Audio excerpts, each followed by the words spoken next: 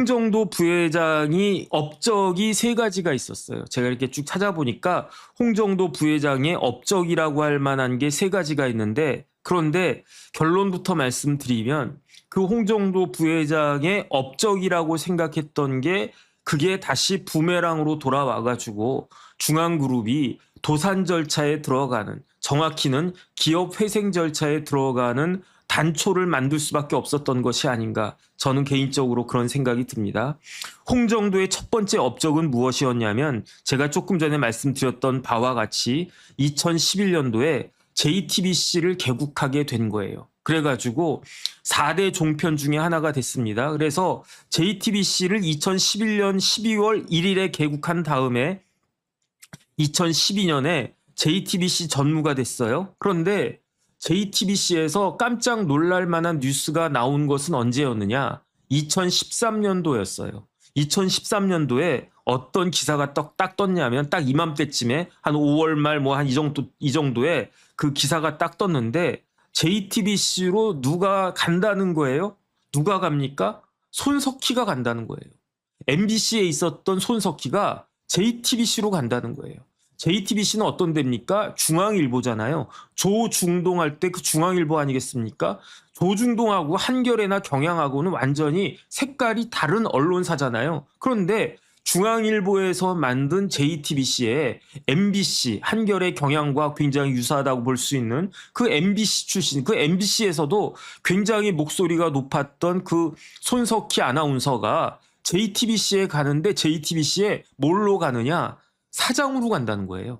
그런 기사가 딱 떴습니다. 그러더니 진짜로 2013년 9월 16일부터 손석희 아나운서가 MBC에서 JTBC로 옮긴 다음에 보도 담당 사장 겸 앵커를 한 거예요. 어떤 앵커? 9시 앵커를 한 거예요. 9시 뉴스. 그래서 2013년 9월 16일부터 손석희가 JTBC 뉴스9의 메인 앵커를 하면서 타이틀은 보도 담당 사장을 맡은 거예요. 그러니까 와, 연봉도 굉장히 많이 받지 않았을까 그 생각이 듭니다. 그래가지고 2013년부터 그 손석희가 쭉 몇 년까지 2018년까지 손석희 사장이 2013년부터 2018년까지 보도 담당 사장을 하고, 그리고 난 다음에 2018년부터 2020년까지는 한술 더 떠서 대표이사 사장이 되고, 그 다음에 2020년부터 2021년까지는 한술 더 떠가지고 대표이사 총괄 사장까지 하는 거예요. 그 사이에 홍정도 부회장은 뭐였다고요? 손석희가 사장이었을 때 2013년부터 2018년까지 홍정도 그 부회장 역시 2013년도 다시 정리하면 손석희가 JTBC 사장으로 돌아왔을 때 홍정도는 부사장이었어요. 2013년도에. 그러다가 2014년도에는 홍정도가 대표이사 부사장이었어요. 그때까지만 해도 손석희가 더 높아. 사장, 부사장. 물론 이제 대표이사는 홍정도. 그러다가 2015년도에 드디어 홍정도하고 손석희가 동급이 됩니다. 대표이사 사장.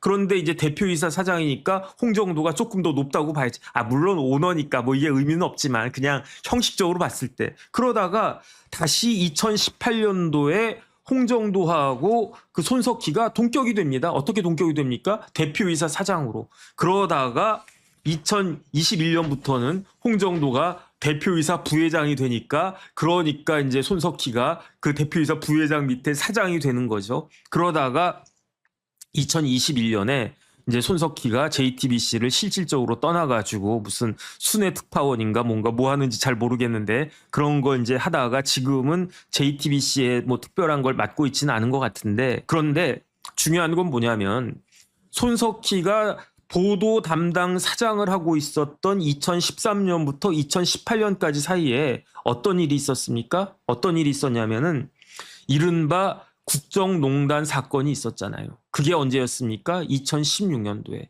2016년도 말에 갑자기 최순실 사건이 빵 하고 터지면서 그러면서 뭐 국정농단 막 이런 것들 막 그 기사가 빵빵 터지는데, 그때 태블릿 PC를 딴 하고 터뜨린 게 그게 어디였다? 국정농단 특종을 한 데가 어디였다? 그게 JTBC 아니었습니까? 그때 보도 담당 사장을 하면서 앵커를 했던 사람이 누구였습니까? 그게 손석희 아니었습니까? 손석희의 JTBC가 그 박근혜 정권을 무너뜨리는데 아주 결정적인 역할을 하지 않았습니까?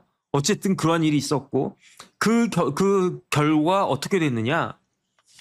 JTBC의 주가가 확 올라갔었어요. 그래서 2016년부터 5년 동안 이제 2017, 18, 19, 20, 뭐 한 2021년 정도까지 이 2010년대 말을 장악했던 언론사가 어디였냐면 JTBC였는데 이거를 어떻게 알 수 있냐면은 5년 연속 가장 우리나라 국민들이 신뢰하는 언론 매체가 어디다? 조선일보, 중앙일보, 동아일보 꽝꽝꽝 그다음에 KBS, MBC 꽝꽝 모였다? JTBC였다는 거예요.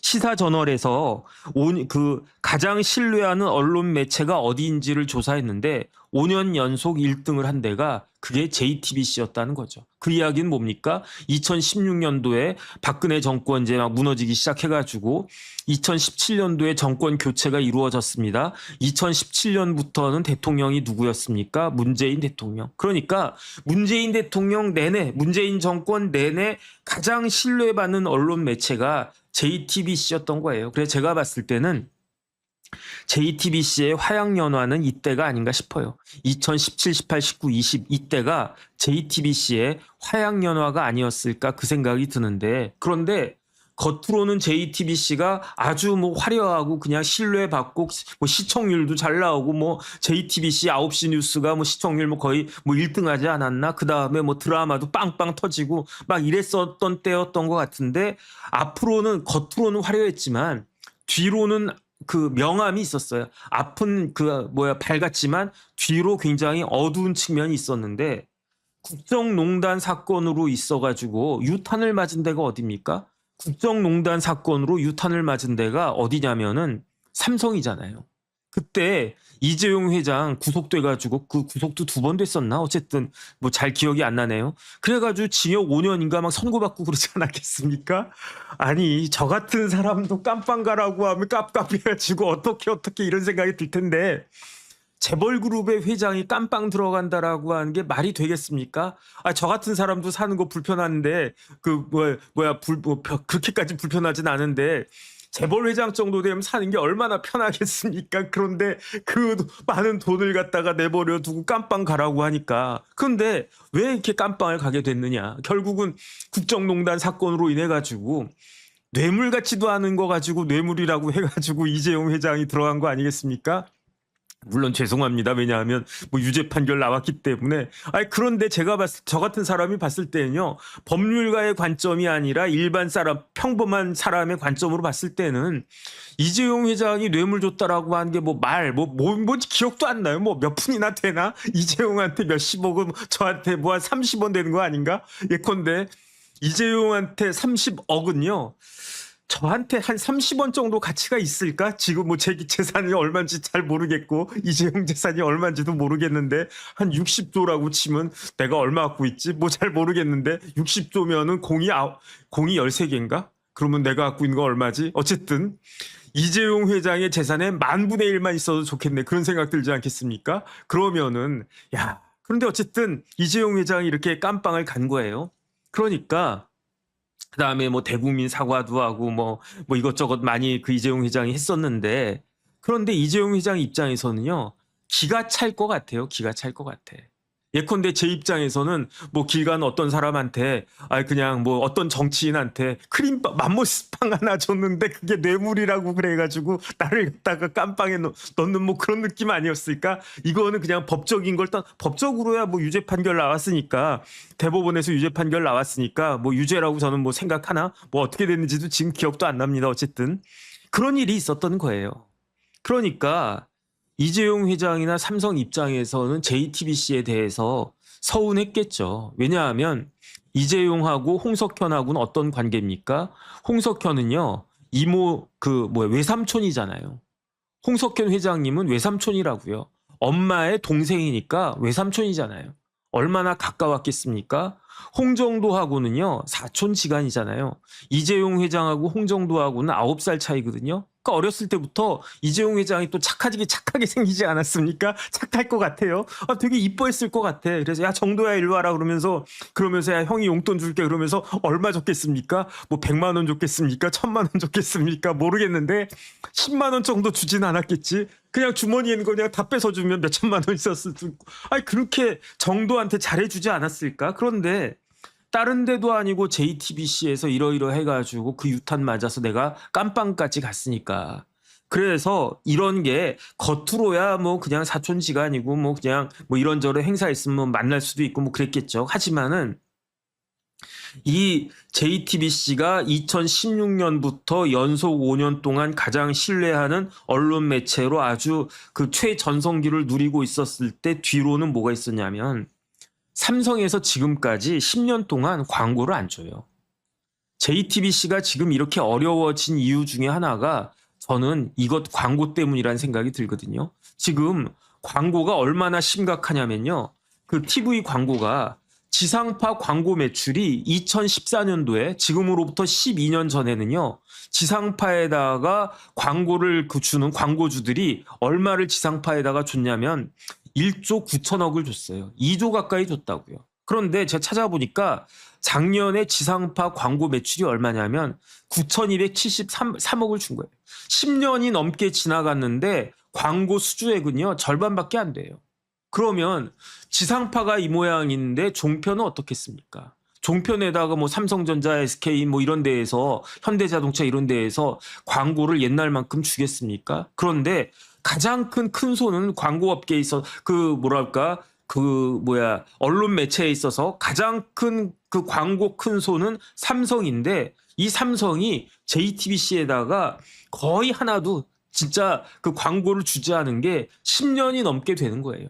그러니까 겉으로야 와 JTBC 재밌다 JTBC 대단하다 이런 게 정도지 정도 언론 홍정도의 언론 이렇게 됐지만은 실질적으로는 광고가 안 들어오는 거예요. 어디서?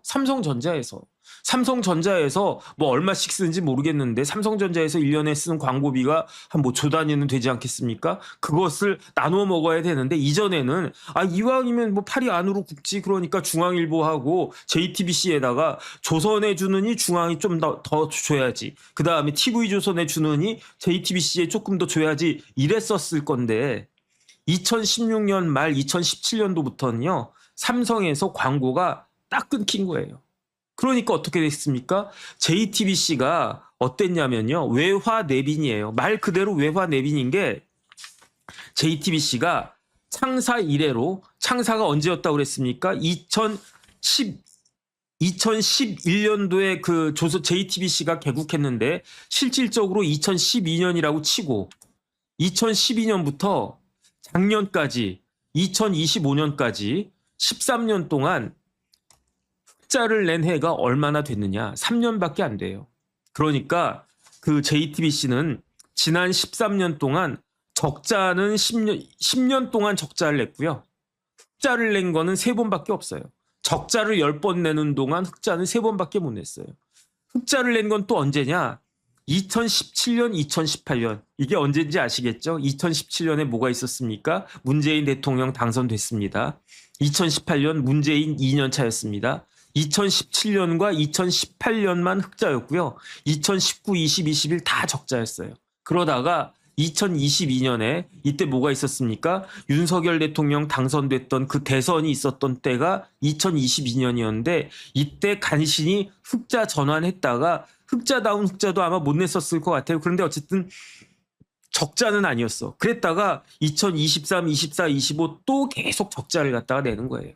그러니까 지금 2025년에 이제 그 이재명 정권 들어섰으니까 사실은 다시 흑자가 나야 되는데 그런데 지금 2025년도 적자였던 것 같아요. 물론 적자폭이 좀 줄었는지 모르겠지만 그래가지고 JTBC에 어떤 일이 있었냐면은 2023년 10월 10일부터 희망퇴직받기 시작한 거예요. 그래가지고 제가 이야기 들어보니까 JTBC는 진짜 종이 한 장 아낄 정도로 그렇게 그 아주 허리띠를 졸라매는 그런 개미 경영을 하고 있다 그 이야기를 들었던 겁니다.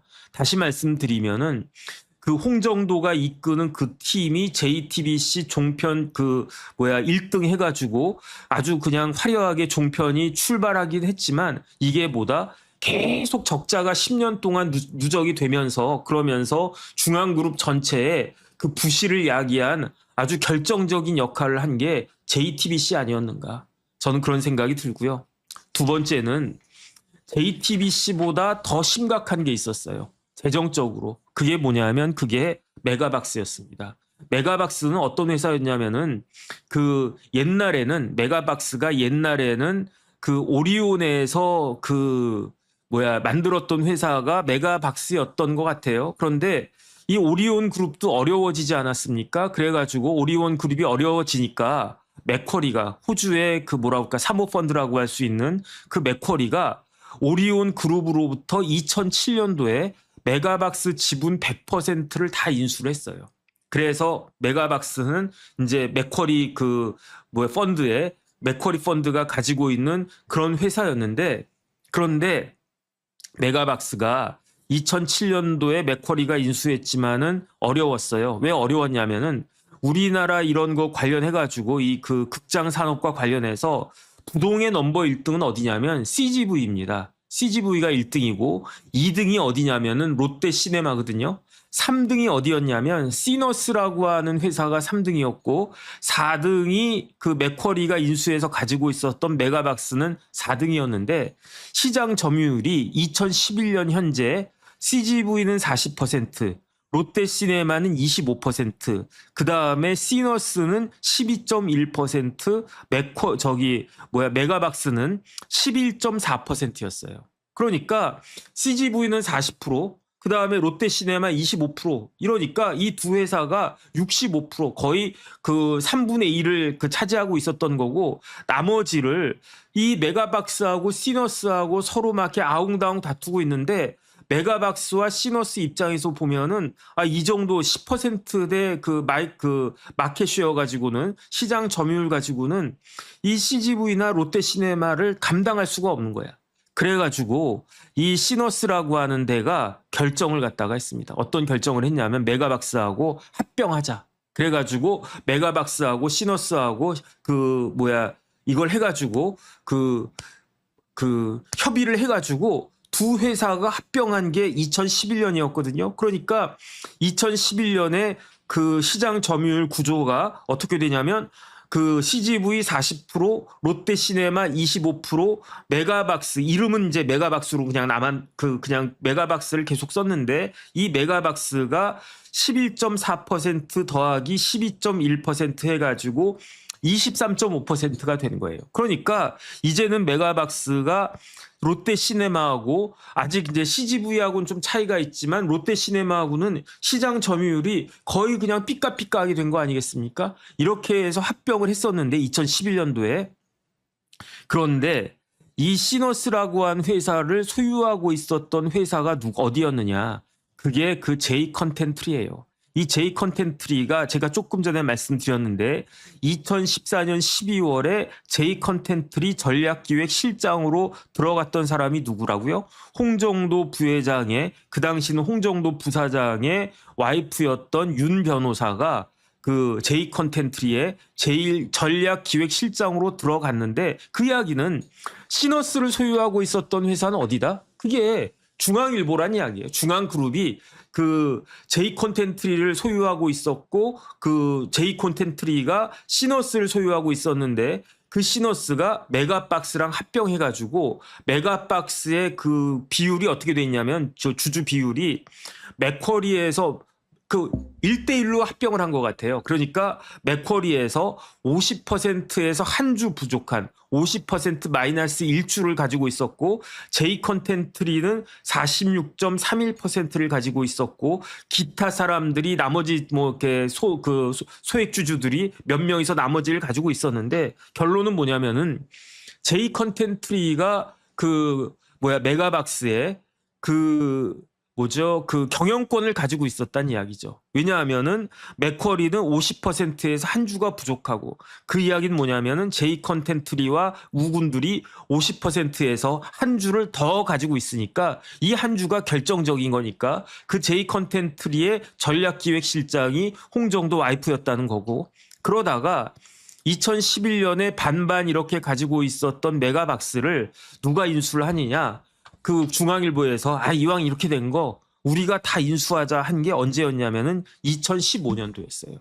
그러니까 2011년도에 다시 한번 정리하면 메가박스 정리하면 메가박스는 2007년도에 오리온에서 그 맥쿼리로 넘어가고 2011년도에 메가박스하고 시너스가 합병해가지고 메가박스의 그 주주가 반반 이렇게 되는 거고 맥쿼리 반, 중앙일보 반 이렇게 되는 거고 중앙그룹 반 그러다가 2015년도에 이 맥쿼리의 지분 50%에서 한 주 부족한 이 지분 전부를 중앙그룹이 인수를 갖다가 하게 되는 겁니다. 그런데 이 중앙일보가 그 중앙그룹이 메가박스를 인수해서 좋았을까요? 처음에는 좋았었어요. 처음에는 뭐 흑자도 나고 막 좋았었던 것 같아요. 2015년도에는. 그런데 그래서 2015년도 5월에 제이 컨텐트리가 메가박스의 지분을 50%를 그 50%에서 한 주 부족한 이 지분을 얼마에 인수하냐면 맥쿼리 펀드로부터 1,520억에 인수를 하는데 그리고 난 다음에 2015년, 2016, 17, 18 뭐 이 정도까지는 그냥 웬만큼 좋았던 것 같아요. 인수 잘했다. 역시 우리 아들 대단해. 막 이랬었을 것 같은데 그런데 이때가 언제라고 그랬습니까? 2016년도에 국정농단 사태 벌어지고 2017년도에 문재인 대통령 되고 2018년도에 문재인 2년 차고 이때는 JTBC도 드디어 흑자가 나오고 메가박스도 돈 좀 벌고 해가지고 중앙그룹이 아주 그냥 뭐 기분이가 좋고 막 그랬을 때였는데 그러다가 어떻게 됩니까? 우리나라 방송 시장이 망가졌다고 그랬잖아요. 우리나라 방송 시장이 공중파에도 광고를 주지 않는 광고주들이 공중파에도 광고를 주지 않는 쪽으로 방송 시장이 급변했고 그다음에 저는 극장 가는 거 좋아하거든요. 왜냐하면 저는 집에서 잘 못 보겠어요. 집에서 잘 못 보겠고 그래서 옛날에 비디오 막 볼 때 집에서 저 비디오 못 봤어요. 왜냐하면 이렇게 자꾸 신경이 쓰여. 그래서 저는 노래는 노래방에서 가본 지 오래됐습니다. 비디오는 비디오방에서, 영화는 극장에서 이런 주의거든요. 그러니까 저는 요즘도 1년에 극장 그래도 그 여러 번 가요. 그냥 가끔 가요. 그 다음에 제가 옛날에는요. 극장에 혼자 가기도 했어요. 왜냐하면 혼자 극장에 가가지고 영화 보는 게 재밌더라고요. 맞다. 제가 또 어디를 좋아하냐면 나이가 나이인지라 실버 영화관을 좋아하거든요. 저기 낙원상가에 옛날 피카디리 극장인가 거기에 실버 영화관이라고 있어요. 얼마냐면 2,000원이에요. 2,000원. 그러면 제가 가끔 시간 비면은 실버 영화관 가거든요. 가면은 거기서 이제 사장님이나 이런 분이 변호사님 또 오셨어요 막 그런다고요. 그럼 거기에 뭐 떡볶이도 팔고 맛있는 것도 많이 팔고 그런데 가면요 제가 제일 영계예요. 다 저보다 한 10년 20년 정도 다 선배님들이 앉아 계시는데 그 실버 영화관에서 뭘 하냐면 옛날 영화를 틀어주는데 그게 저는 그렇게 좋아요. 뭐 50년대 60년대 무슨 화이강의 다리도 있었고 그다음에 누구죠 뭐 어쨌든 거기 제가 그다음에 무슨 라쇼몽도 거기서 봤고 막 그랬었는데 그런데 저 같은 사람이 몇 명이나 있겠습니까? 요즘 젊은 애들은요 젊은 친구들은 영화관에서 영화를 봅니까? 그렇지 않아요. 그냥 다 집에서 넷플릭스 보거나 뭐 그렇게 하고 그다음에 심지어 TV도 잘 안 보잖아요. 다 핸드폰으로 영화도 핸드폰으로 보지 않습니까? 이어폰 끼고 무선 이어폰 끼고 뭐 이런 핸드폰에다가 그게 무슨 재미가 있나 그 생각이 드는데 그거는 뭐 그건 제 생각이고 요즘 젊은 친구들은 다 핸드폰으로 보지 누가 극장 갑니까? TV도 잘 안 보는데. 그러니까 영화계 판도가 확 바뀐 거예요. 그런데 홍정도는 앞으로 방송 잘 나가겠지 종편이야 해가지고 그래가지고 JTBC 만들어서 그랬는데 돈이 안 벌리는 거예요. 그 다음에 그래도 그 이제 메가박스 인수해가지고 영화 그 엔터테인먼트 앞으로는 엔터테인먼트야. 그러면 메가박스 같은 거 인수해야 돼. 그래서 메가박스를 인수해가지고 그 중앙그룹에 어떤 효과가 딱 발생했냐면요. 어떤 효과가 발생했냐면은 이 그 뭐라 그럴까 중앙그룹이 그 어떤 회사가 됐냐면은 종합 엔터테인먼트 회사가 딱 된 거예요. 그래가지고 뭐가 됐냐면은 메가박스를 인수해가지고 제가 어디다가 적어놨는데 메가박스를 딱 인수해가지고 그 그 영화를 뭐 제작하고 배급하고 그 다음에 상영하고 이러한 그 이렇게 쫙 이게 되어 있는 그런 회사를 딱 만들게 된 거죠. 잠깐만요.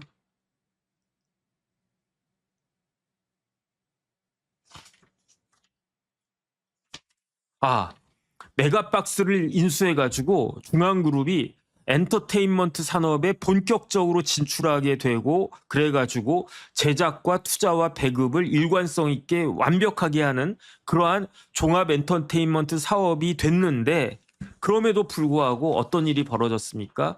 영화와 관련된 그 환경이 180도 바뀌었잖아요. 그래가지고 메가박스가 그 유명한 메가박스가 황금알을 낳는 거위가 아니라 그야말로 황금알을 계속 그 넣어줘야 되는 그러니까 고급 황금알은 하나도 낳지 못하는데 고급 사료를 엄청나게 먹여야 되는 그러한 애물단지가 되어버린 거예요. 메가박스 실적을 보니까 2020년에 적자가 655억이었어요. 2021년에는 적자가 709억이었어요. 2022년에는 적자가 79억이었어요. 2023년에는 적자가 177억이었어요. 재작년에 2024년에는 적자가 134억이었어요. 그러니까 요것만 얼추 계산해도 2020년부터 2024년까지 적자가 얼마냐면 2천억 가까이 되는 거예요. 2천억 가까이 되는 거예요. 그래서 작년에 메가박스 자산이 얼마였냐? 1조 300억이었거든요. 야, 메가박스가 자산이 1조가 넘는데 1조 300억이 돼. 이러면 그러면 끄떡 없는 거 아니야? 이 생각이 들 수 있는데 그런데 부채는 얼마였느냐? 부채가 9,220억이에요. 그러니까 자산하고 부채 빼면요. 1,000억밖에 안 남아. 근데 이것도 매년 그 나는 적자를 갖다가 따져보면요. 이게 회사가 껍데기 아니겠습니까? 더군다나 작년에 매출이 3,533억이었는데 당기 순손실은 520억이었다는 이야기예요. 물론 이 당기 순손실에다가는 이자 비용도 굉장히 크지 않았을까 그런 생각이 드는 겁니다. 그래가지고 전자단기사채라고 하는 것을 계속 발행을 했는데 이 전자단기사채가 뭐냐면은 1년 미만의 채권을 발행하는 거예요. 그런데 뭐 옛날같이 이렇게 서류 쓰고 막 이게 아니고 전자식으로 그냥 대충은 아니고 간편하게 급전이 필요할 때 회사에서 급전이 필요할 때 발행하는 그 채권이 그 회사 채권을 전자단기사채라고 하는데 작년에 기사 제가 확인해 보니까 작년 1월에 그 메가박스가 그 발행한 전자단기사채가 246억이었어요. 1월에.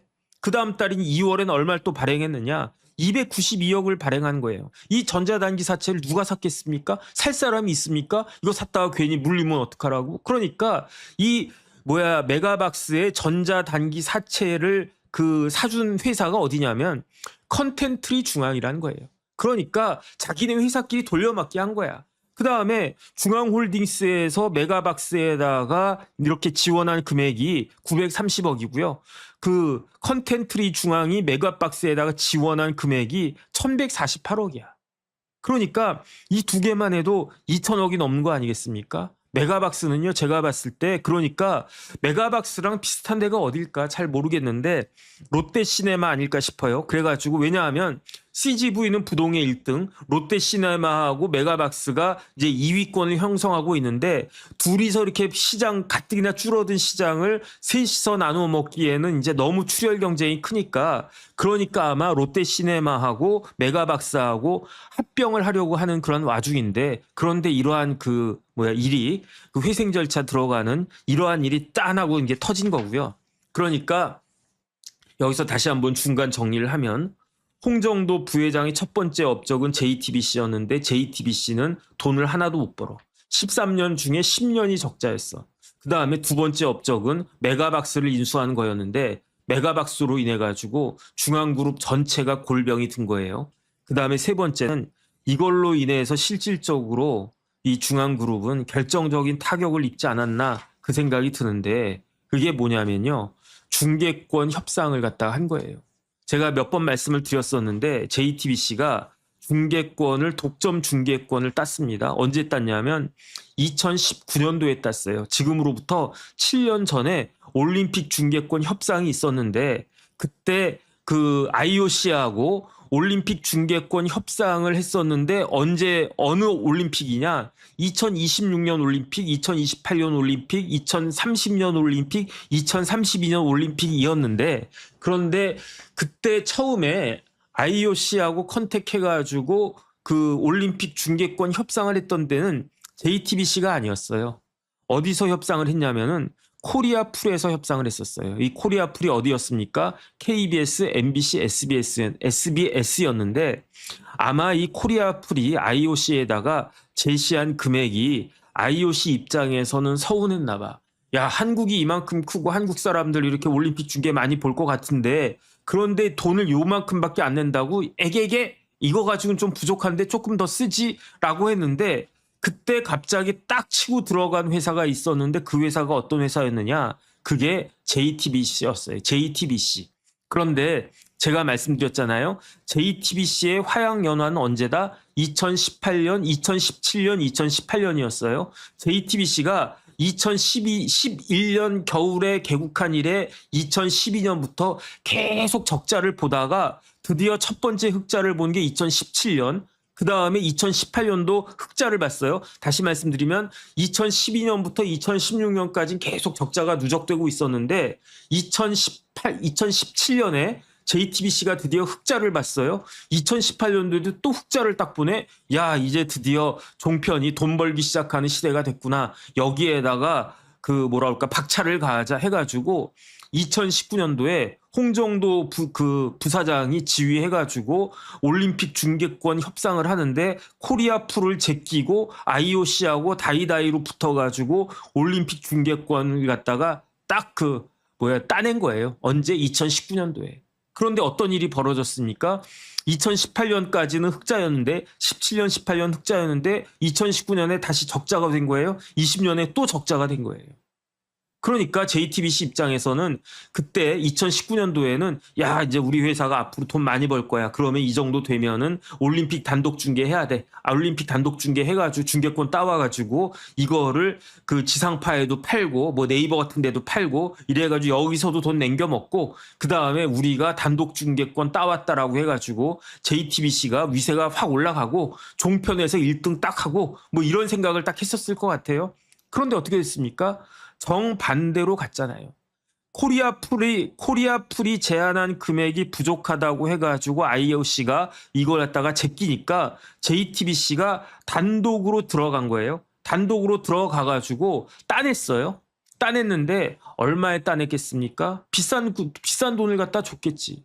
그러니까 누가 열받았겠습니까? 코리아풀, KBS, MBC, SBS가 열받은 거예요. 왜 열받았습니까? 자존심이 상한 거지.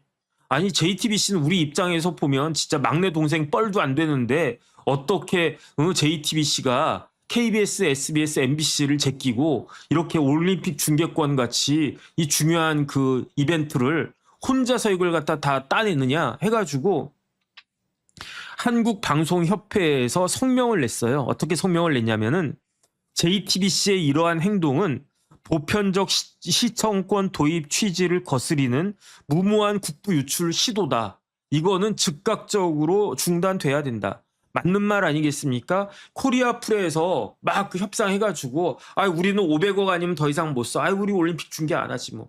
그러면 어떻게 됐겠습니까? IOC가 야 500억은 좀 뭐하지 않아? 그러면 알았어. 한 750억 이랬을 건데 JTBC가 우리한테 그냥 독점적으로 주세요. 얼마에 뭐 1,000억에 얼마인지는 모르겠습니다. 그래가지고 JTBC가 딱 따내고 홍정도 날라가가지고 그때 IOC 위원장하고 막 악수하면서 의기양양하게 사진 찍고 막 이랬었는데 그게 2019년이었거든요. 그런데 환경이 180도 바뀌었어요. 첫 번째 뭐가 바뀌었습니까? JTBC의 경영 실적이 19년, 20년, 21년, 22년, 23년, 24년, 25년 계속 적자야. 그러다가 2026년이 온 거예요. 그 다음에 방송 환경이 어떻게 됐겠습니까? 옛날에는 막 KBS에 광고 하나 넣으려고 옛날에는 어땠냐면요. 인기 프로 같은 데는 제가 이야기 들어보니까 예컨대 A라고 하는 아주 시청률 막 30% 40% 나오는 인기 프로에 삼성이 아니라 뭐 예컨대 무슨 어디가 뭐 A라고 하는 회사가 광고 하나 넣으려면요.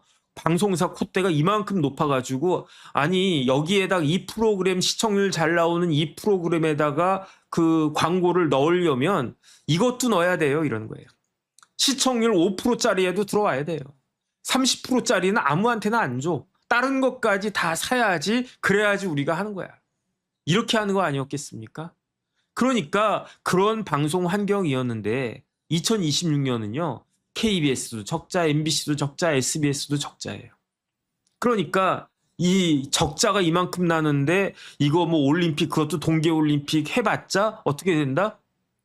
광고가 붙지도 않고 그러면은 거기에다가 뭐 올림픽 중계 방송 그냥 공짜로 합니까? 거기에다 사람 보내야지 뭐 물건 보내야지 뭐 장비 보내야지 거기에다가 뭐 이것저것 뭐 추가적으로 들어가는 비용 해야지 들어가는 비용만 몇백억인데 거기에다가 JTBC한테 또 얼마를 주면서 그렇게 안 해.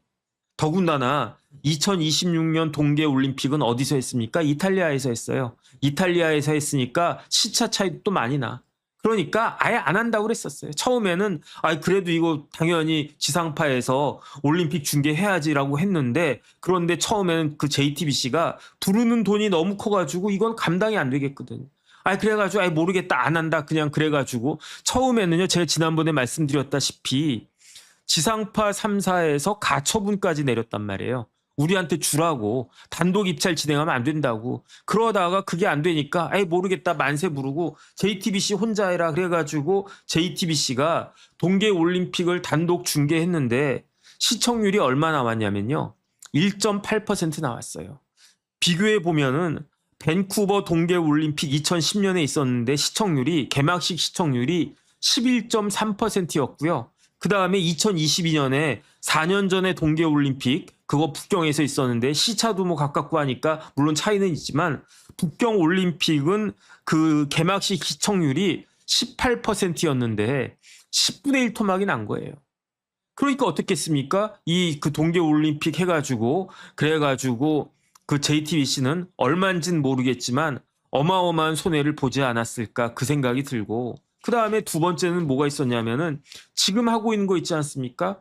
그래가지고 홍정도 회장이 내친 김에 월드컵도 단독 중계권 하자 해가지고 단독 중계권을 갖다 땄는데 이 단독 중계권 이제 또 팔아 먹어야 되는데 제가 지난번 말씀드렸던 것처럼 KBS, MBC, SBS에다가 이제는 지금 그 JTBC가 콧대가 확 줄어들었어요. 콧대가 확 낮아졌어요. 큰일 나게 생겼으니까. 그래서 생각보다는 좋은 금액을 KBS, MBC, SBS에다가 제시를 했는데 그런데 안 받았어요. 그럼 뭐 올림픽처럼 그냥 니네 혼자 해 그랬더니 이제 몸이 다를 대로 다른 JTBC가 그 수준을 확 낮췄는데 그럼에도 불구하고 알았어 이걸 그래도 우리가 해줄게라고 한 데는 딱 하나밖에 없어요. 그게 어디냐? 그게 KBS란 이야기입니다. MBC, SBS는요. 그 월드컵 중계를 하지 않아요. 그런데 제가 찾아보니까 이거는 맞는 것 같아요. 월드컵 중계 방송 하는데 JTBC가 그 피파에다가 낸 돈이 얼마냐면 1억 2,500만 달러를 갖다가 냈대요. 1억 2,500만 달러면은 얼마입니까? 거의 한 2천억이잖아요. 그런데 2천억 내고 올림픽 단독 중계권을 따왔어요. 그런데 KBS에서 받는 돈은 얼마다? 140억이다. 10분의 1도 안 되는 거예요. 한 3% 정도 받는 거예요. 3%인가? 어쨌든. 그 다음에 뭐 이것저것 해봤자. 그래가지고 그 올림픽, 월드컵 이런 거를 단독 중계권 하는데 그 기사를 보니까 JTBC에서 투자한 금액이 5억 달러가 넘는다고 그러더라고요. 5억 달러가. 그런 얼마인지는 모르겠어요. 미니멈 5억 달러래요. 그래가지고 기사로는 7천억이라고 이야기했는데 5억 달러가 7천억이 되려면 환율이 얼마 이어야 합니까? 1,400원 이어야 하는데 그새 환율이 또 올랐잖아. 1,500원을 잡으면요. 5억 달러는 7,500억이 되는 거예요. 죽어라 하는 거예요. 그러니까 어떻게 되겠습니까?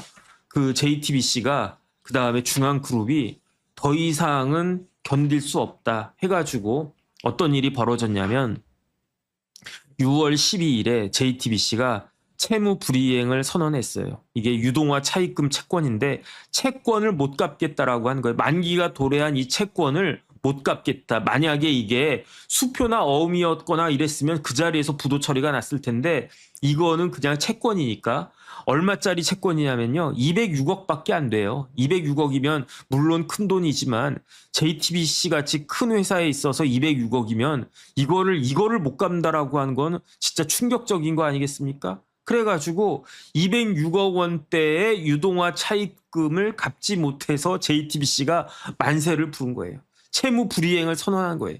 이게 얼마나 진짜 쪽팔린 일이겠습니까? 그러니까 신용평가 회사에서 JTBC의 신용 등급을 그대로 놔뒀겠습니까? 확 떨어뜨렸지. 이전에는 BBB였는데 그것도 BBB 중에서도 긍정적도 아니고 부정적이었는데 이 그 신용 등급을 나이스 신용평가에서 CCC로 딱 그 내린 거예요. CCC라고 한 이야기는 투기 등급이란 이야기고 CCC라고 하는 이야기는 이거는 그야말로 거래도 안 된다. 이건 채권 발행해봤자 팔리지도 않는다. 그런 이야기인 거고. 그래가지고 6월 12일에 JTBC가 채무불이행 선언했다고 그래가지고 경악을 했는데 더 경악할 만한 일이 그 다음 날 6월 14일에 있었어요. 뭐였냐면 중앙그룹의 지주회사가 중앙홀딩스였거든요. 중앙홀딩스, 중앙 P&I, 콘텐트리 중앙, 메가박스 중앙 이 4개 회사가 서울회생법원에 회생 신청을 딱 했고요. 그 다음에 콘텐트리 중앙은 코스닥 상장 회사거든요. 이제 회생 신청했으니까 주식이 거래가 안 되는 거예요. 거래 정지가 된 거예요. 그러더니 6월 15일, 오늘이 6월 16일이죠. 어제는 뭐가 있었냐면 JTBC까지도 회생 신청을 한 거예요. JTBC가 2011년에 개국했는데 개국한 지 15년 만에 JTBC가 만세 부르고 회생 신청한 겁니다. 그 다음에 남은 회사는 딱 하나가 있어요. 그 회사가 어디겠습니까? 중앙일보. 이 중앙일보는 워크아웃을 추진하겠다라고 하는 겁니다. 회생 신청은 뭐냐면은 법정 관리예요. 법정의 법은 뭐냐면 법원이 관리한다는 뜻이에요. 법원이 정해서 관리한 거를 법정 관리라고 하고 이 법정 관리가 회생 절차인 거고요.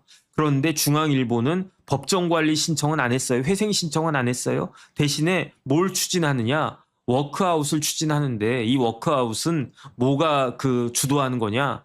법정 관리 회생 신청은 법원이 주도한 절차가 회생 신청이고 그 다음에 워크아웃은 채권단, 은행들이 그 추진하는 게 은행들이 이렇게 그 좌지우지하는 게 그게 워크아웃인데 중앙일보는 워크아웃. 그 다음에 나머지 회사들은 나머지 의미 있는 회사들은 다 회생 신청. 이러면 중앙그룹은 거의 망했다고 봐야 되는 거 아니겠습니까? 일단은 망한 거예요. 일단은 망하고 거기에 대해서 살아날 거냐 말 거냐가 남아있을 뿐이지. 물론 이제 그 홍정도 회장이 사원들한테 이렇게 딱 하는 걸 보면 뭐 회생 신청은 망한 게 아니다 뭐 이렇게 이야기를 하지만 그거는 그냥 듣기 좋게 하는 이야기인 거고 현실적으로는 거의 그냥 그 용왕님을 갖다가 거의 뵙기 직전이라는 이야기인 거고 여기서 다시 살아나느냐 회생하느냐 회생하지 못한 파산이거든요. 이러한 지경에 그 놓이게 된 것이다. 그래가지고 어떻게 됐냐면요. 이미 5월 달부터 어떤 이야기가 있었냐면 저기 상암동에 가면 어마어마하게 높은 큰 빌딩들이 막 있어요. 그래서 어떤 빌딩인지 보면은 중앙일보 빌딩도 있고요. JTBC 빌딩도 있고 한데 그러한 사옥을 매물로 내놨대요. 사옥에 3군데를 매물로 내놓은 거예요.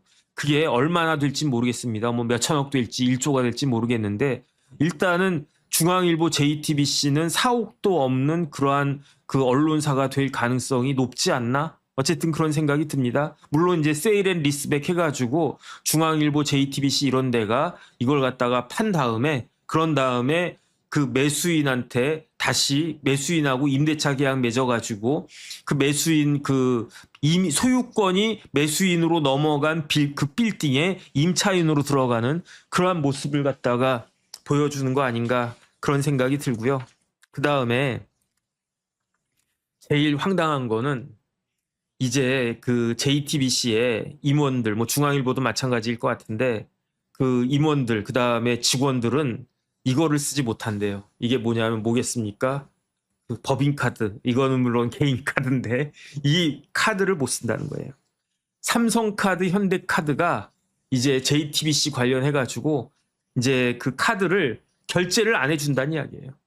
그러니까 그 뭐 공지문 이렇게 쫙 돌아다닌 거 있어서 제가 봤더니 뭐 사원들한테 그 임직원들한테 법인카드 이제 쓰지 못합니다. 그런데 어떤 일이 필요합니까? 예컨대 기자들이나 아니면 임원들이나 어디 나가서 밥은 먹어야 될 거 아니에요. 취재원들한테 밥은 사야 될 거 아니겠습니까? 그 다음에 택시는 타야 될 거 아니에요. 출장 가려면 비행기 표는 끊어야 될 거 아니에요.